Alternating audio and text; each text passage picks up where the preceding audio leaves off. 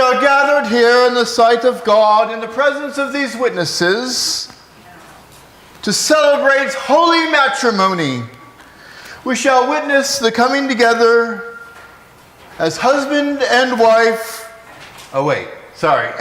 I thought we were doing a wedding today, but I'm just a little bit confused here for a second because we are reading 1 Corinthians chapter 13 today. We've been going through this book and we get to this chapter, and the only time we ever use this passage is when we're talking about weddings. Like you get up there and you're like, husband and wife, this is how you should love one another. But this is not a wedding. Paul was not giving advice to preachers about how to conduct weddings or telling the bride and groom how to love one another. Now, this love ought to be present in the relationship of a husband and wife, but that is not Paul's intention and purpose.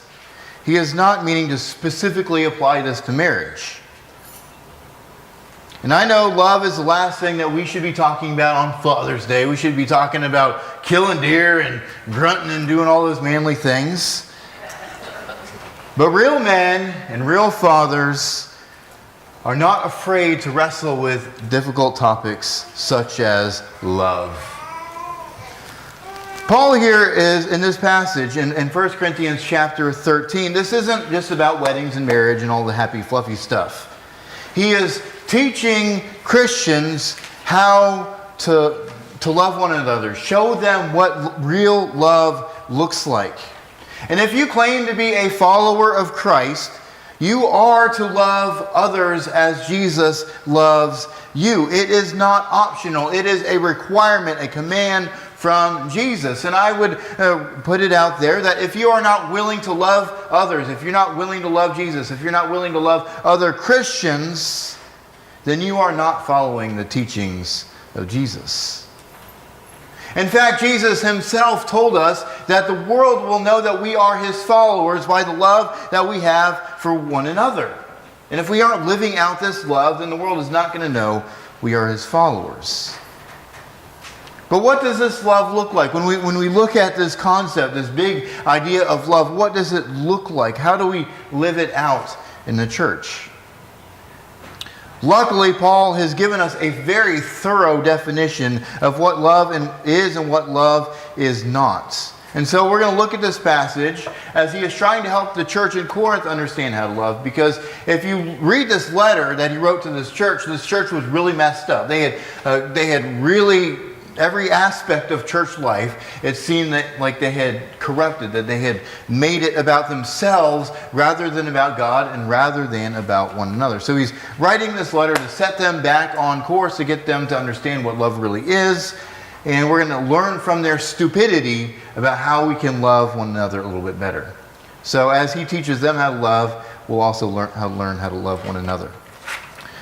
So he opens it up in 1 Corinthians chapter 13, verse 1. He says, "If I speak in the tongues of men and of angels, but I do not have love, I am a noisy gong or a clanging cymbal." Now, here again, he's not saying that it is possible to speak the language of angels. He is just giving some hypothetical situations about himself. He's saying, he's putting himself as an example first and saying, if I do not have love while I am proclaiming the gospel of Jesus, which the purpose of languages of that time, the gift of languages, was to proclaim the gospel to new people.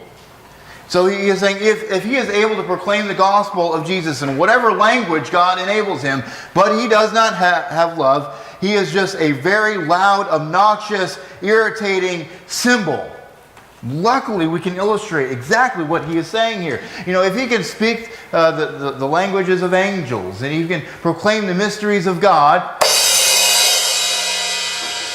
but he doesn't have love, he is just like a preacher up here banging away at the drums. You know, it's really loud and obnoxious, and you guys should be awake. And you shouldn't have been asleep anyway. That is what Paul is talking about. Now, if you play cymbals and the rest of the drum set in its proper order and its proper timing with other music, it can sound beautiful. But if you're just making noise to make a show of yourself, what you are doing is pointless. It's really annoying and distracting.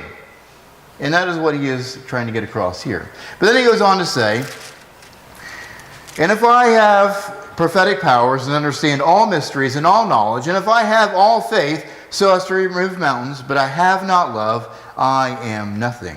If I give away all that I have, and if I deliver my body to be burned, but I have not love, I gain nothing. Now, all the things that Paul is mentioning here are noble. That if he is able to do all of these things, proclaim the mysteries, to know things that no man knows but the mysteries of God, and he proclaims it, and if he does all of these things, but he does not have love, all the things he does would be worthless. All the things that he does as an apostle, as one sent out to build up the church. If he does all of that, but he does not have love, he might as well just go hang out in a lazy boy, watching TV all day, because what he is doing is worthless.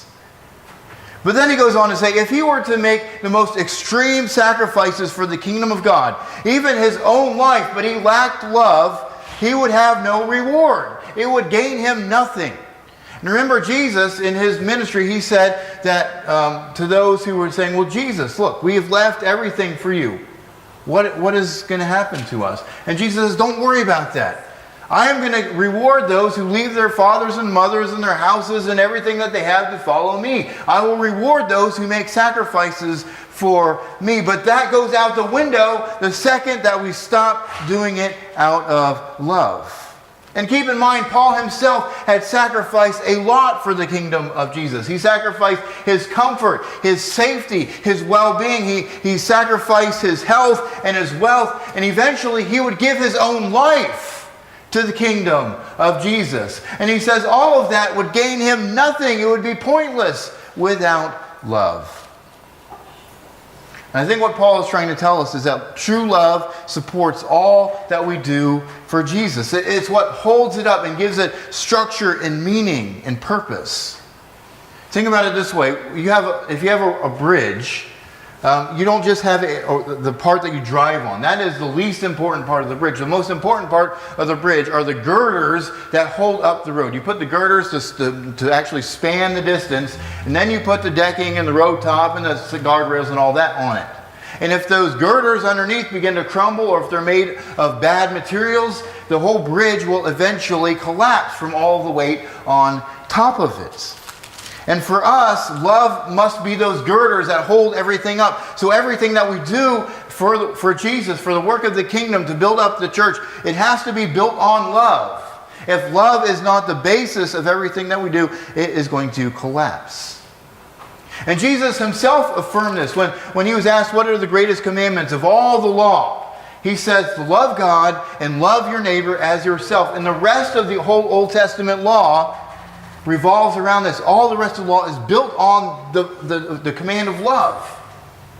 And he says this is the same way it is for his kingdom. That in Jesus' kingdom, for the church, that the most important commands are love. This is what we build everything that we do upon.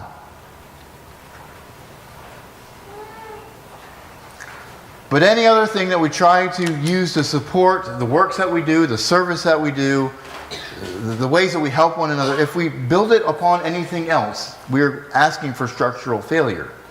If we serve out of obligation or out of ritual for our own glory, out of habit because it's routine, maybe out of tradition or family pressure, or what is in it for you, your own personal gain, these are not good reasons for serving Jesus, and what we do is going to collapse.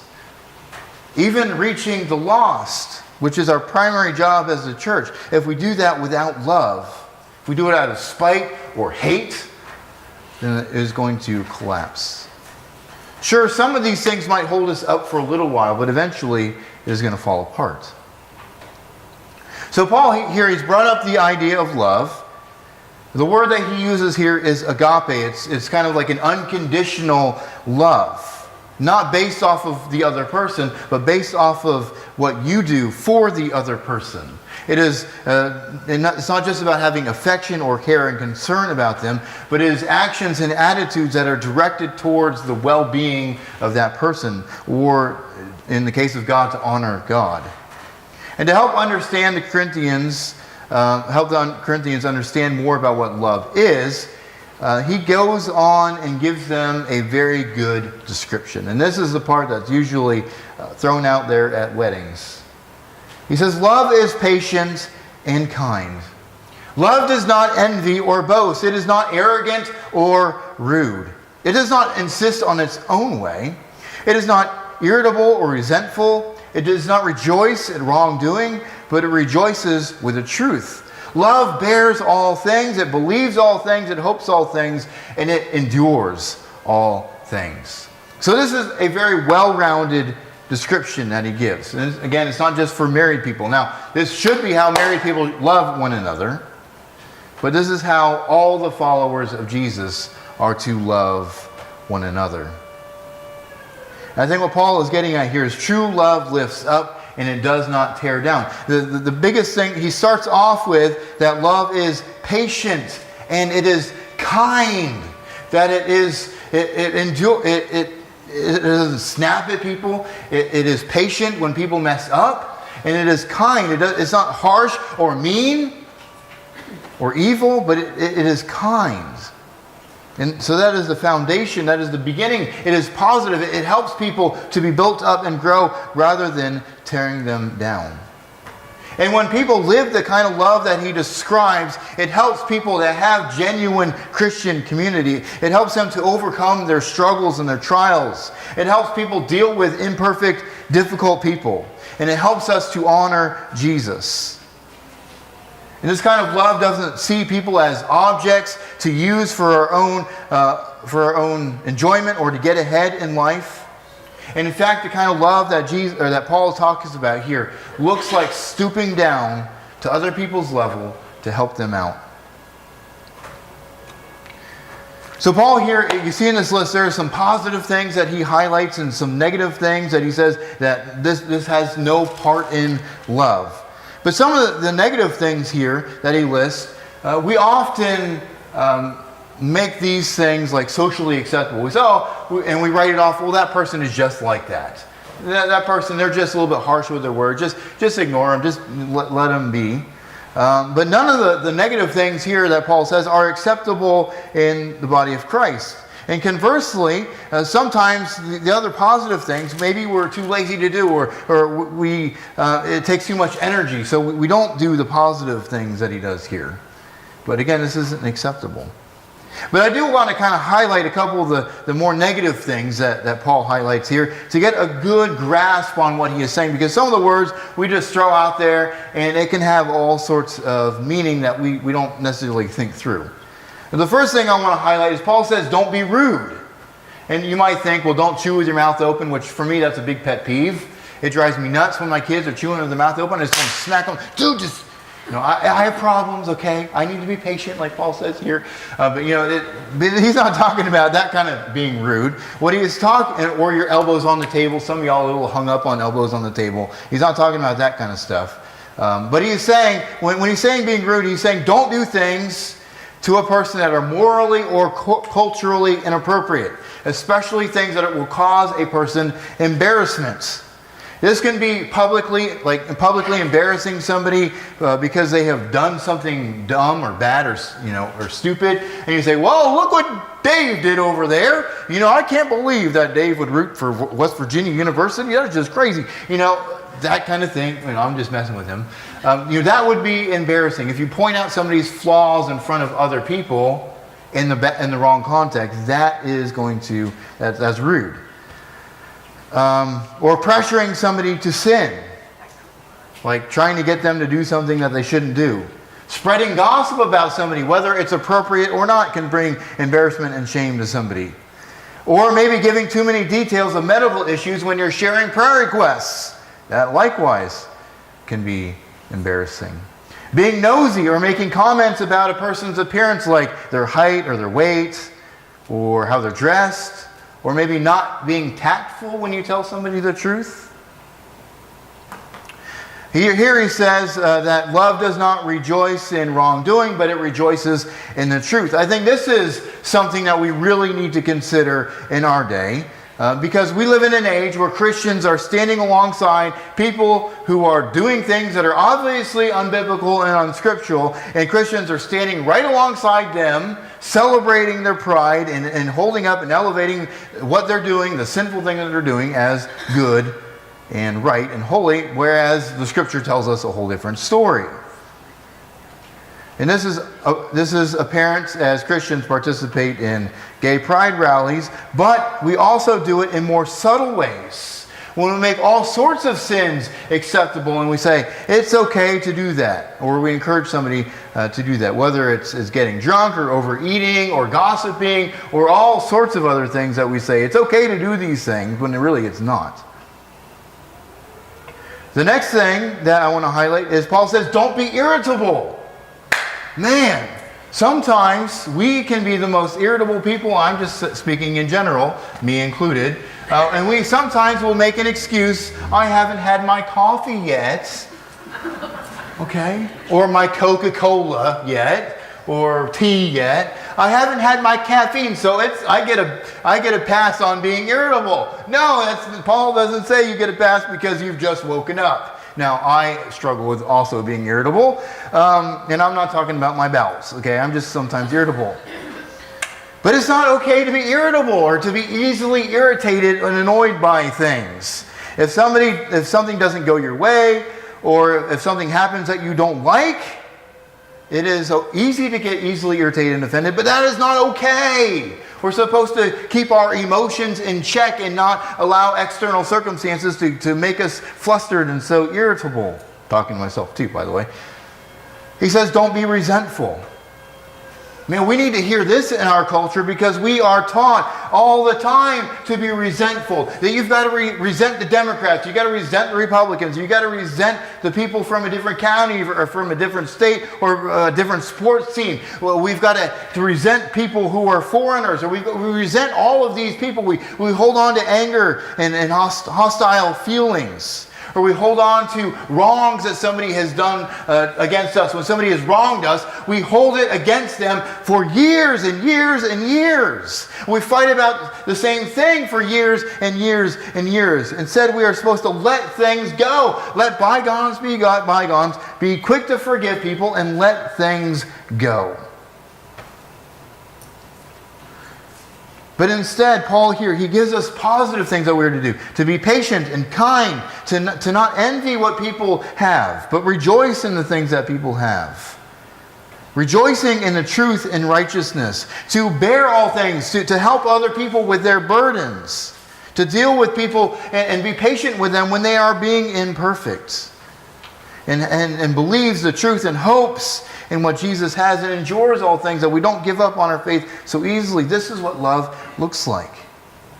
So in summary, Paul is telling us, don't be a jerk. Be uplifting. Don't be negative. Be positive. Help people grow in their faith. So Paul here, he is strongly emphasizing what true love is. The church in Corinth needed to hear it. Maybe we need to hear it as well. And so he is going to help us understand this a little bit more as he presses on in verse 8. He says, love never ends. As for prophecies, they will pass away. As for tongues, they will cease. As for knowledge, it will pass away. For we know in part and we prophesy in part, but when the perfect comes, the partial will pass away. When I was a child, I spoke like a child. I thought like a child, and I reasoned like a child. But when I became a man, I gave up childish ways. For now we see in a mirror dimly, but then face to face. Now I know in part, but I shall know fully, even as I have been fully known. Paul is highlighting the fact that love is permanent. The things that they were looking out for, the gifts that they were so zealous for, that they were making others feel like junk because they couldn't do these things are going to go away. The miraculous gifts of knowledge that they were seeking after, the ability to prophesy or to speak in languages that they previously had not known, these things are going away. They are for a very short, limited amount of time. They were meant to serve as a time to reveal little bits and pieces of the truth. They were not the whole truth, but to help us to eventually come to a point where we have everything that we need to know about faith, hope, and holding on to salvation that we have through Jesus. And at some point, we would know everything that we need about faith and salvation, and we would no longer need these things because we know everything that we need to know. Our knowledge about Jesus and salvation would be complete. And the gifts that he mentions here were given just for a short amount of time. And when we know everything that we need to know, these things would begin to pass away. And so Paul is trying to get them to understand, stop looking at these things. These things are going to fade away. They're just temporary. Let go of these supernatural gifts, because if you keep holding on to these things, even when they go away, you're going to be left wondering what in the world is going on. You're going to be left not being able to minister like you're supposed to minister because you're holding on to things that are no longer useful or applicable or even there. And this all hinges on what Paul here he calls the perfect. When the perfect comes, or when the mature thing comes, and these things are going to go away.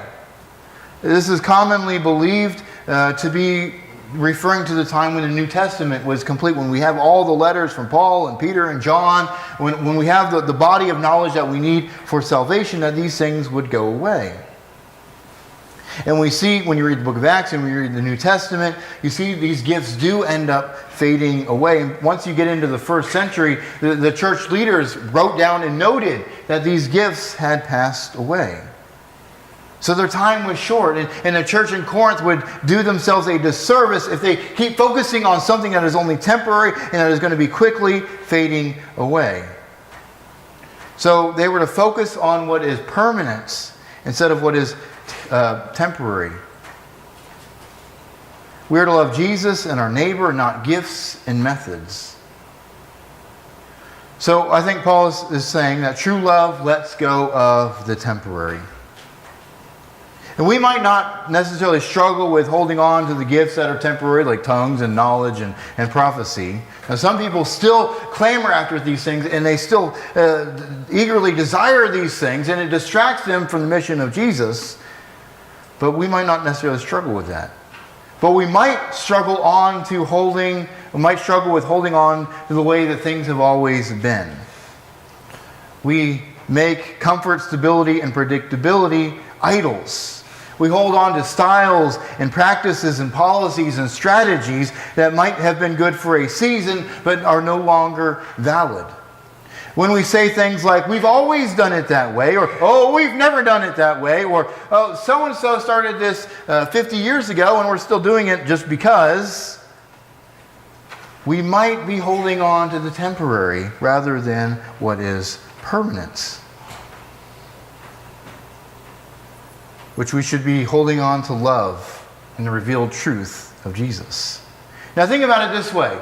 If the church in Corinth stayed as they were, if they didn't change according to what Paul was teaching them, they would have remained in their sin, and they would have gotten even worse in their sin. They would have been even more divided. They would have been doing even more sinful things. It would have been even more like the culture around them. But because they accepted the truth of Jesus, they were able to change and become more like Jesus wanted them to be. Or think about it this way. The church in Jerusalem, that is where the gospel first began to spread. But it didn't spread necessarily by choice. People didn't want to leave their houses and their families and all of that. They were comfortable living in Jerusalem. But Jesus said that persecution is going to come. And when persecution comes, you're going to have to leave from Jerusalem. And talk about change. Talk about changing everything about the way they live. They're having to leave their homes and their families and their businesses and everything in order to go where Jesus is sending them to go. And if they refused to change like God wanted them to change, they would have stayed home and they would have been persecuted and died, and their families may have died because of the Jewish opposition. And then when Rome comes to conquer the Jews in AD 70, the Christians likewise would have been killed right along with the Jews. So if they did not listen to God and follow the Spirit and change like they wanted to change, they would have not gotten out of Jerusalem, and the gospel would not have gone to the places where it went. And look at the ministry of Paul. If he didn't change and adapt his ministry strategy and philosophy, he would have never left the synagogues and went to reach the Gentiles, the non-Jews. Because if you remember, he would first go to a city and he'd go to the synagogue, talk to the Jews, and when they reject him, then he would move on and talk to the Gentiles. And if he was stubborn and didn't want to change, and he just went to the synagogues, he would never have reached the Gentiles like he was supposed to reach them. I think Paul is trying to get us to understand that we've got to focus on the things that are permanent, the things that are always going to be there. We've got to focus on Jesus, his truth, our fellowship with one another. We've got to be flexible without letting go of those permanent things. Because our culture changes, society changes, and we need to adapt. Needs, problems, the things that we focus on, all of these things shift. None of us are the same people we were yesterday or a year ago. So our own spiritual needs are going to change. And if we don't change to adapt to our new selves, then we're not going to be growing like we need to grow. And just think about the issues that our community, that our country is facing that are different than 10 years ago. We have a bigger drug problem. We have a bigger loneliness and isolation problem that is in part due to the internet. We have hopelessness that is taking root. Look at the suicide rates in our country.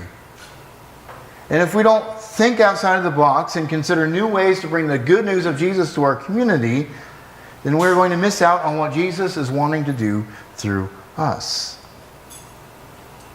And so we've got to not focus on the temporary. We've got to focus on the things that are permanent and lasting and make Jesus our foundation and source of stability, not the things that we do.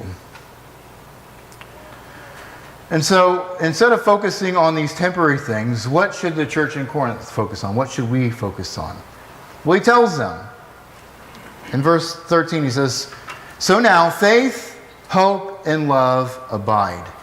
These three. But the greatest of these is love." So instead of focusing on the gifts that would soon pass away, Paul is telling them that they need to focus on these three things: faith, hope, and love. These are, and if you remember back in chapter 12, Paul says, okay, stop focusing on all of these things. I want you to seek after the greater gifts. Make those the things that you're wanting to do and to accomplish in your life. And he says, I'll show you a more excellent way. Just focus on the greater gifts. And these three things are the greater gifts that he wants us to focus on. Not gifts of tongues and prophecy and healing and working of miracles and all that. But he wants us to focus on faith, hope, and love. The miraculous gifts, they would fade away. They would lose their primary purpose in the church. And these three characteristics would rise to the surface and shine brightly. And these three are actually essential to our Christian life as we await Jesus' return. And if you notice, he says the greatest of these is love. He is emphasizing love for them because this for them was the thing that they were messing up the most. And all the things they did, they lacked love because they were looking out for themselves.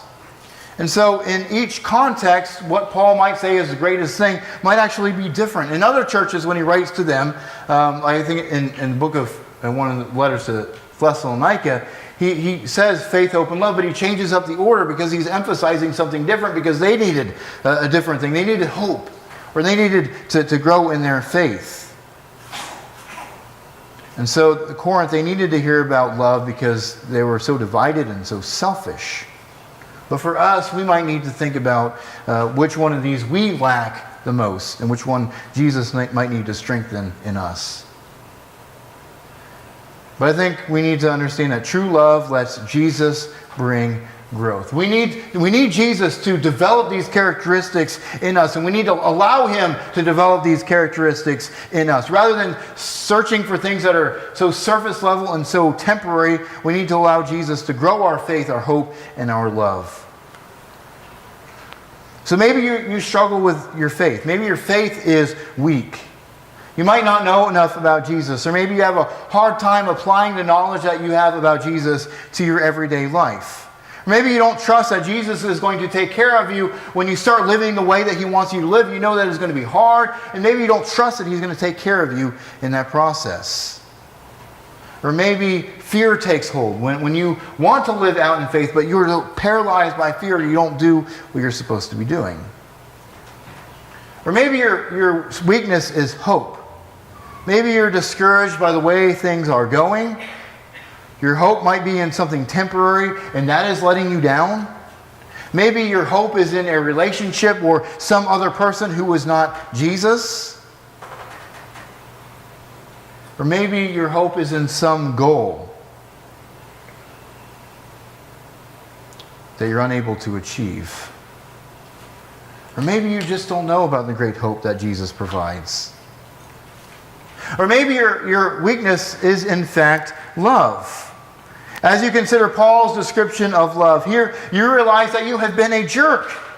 You realize that you have been looking out for yourself, that you might, or maybe you lack love because you care about Jesus and his people, but you need to let your words and actions show it. Whatever your weakness is, whether it's faith, hope, or love, submit these to Jesus. Ask for his help. Search his word. Interact with other Christians and let them know about your need, and maybe they will help you out in one of these areas.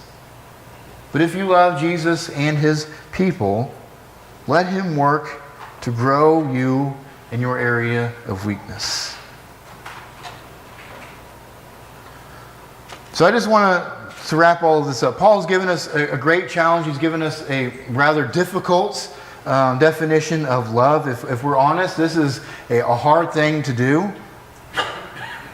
And there's a lot of complexity to it. It really takes a lot of self-denial, and it's not easy. So I just want to leave with this one point, this one challenge to you. Live true love. Don't just study what Paul is saying. Don't just let it be an idea that's in your head, but let it be a way that you live. Take the characteristics that Paul says here that is about love and begin to live those out through Jesus and his power. And I acknowledge that this kind of love that Paul is talking about here is not popular. It's not just about mushy emotions and accepting people the way that they are. That there is an element of truth. There is an element of rebuke. There is an element of working through our sins and our issues. And it's actually difficult because we have to deal with one another's issues and weaknesses and help each other to grow. It takes work and it takes effort on our part. It's not something that necessarily comes naturally. But it is something that we can do through the power of the Spirit of Christ. And when we live out this true love, the results are spectacular. Yes, it is difficult, but it is worth it.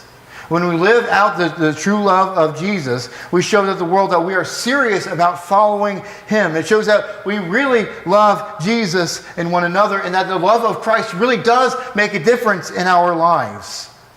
It shows that we care about other people besides us. And when we begin to live out the true love of Jesus, we will meet needs, we will win souls, and we will build the body of Christ. So don't just believe in true love, live it.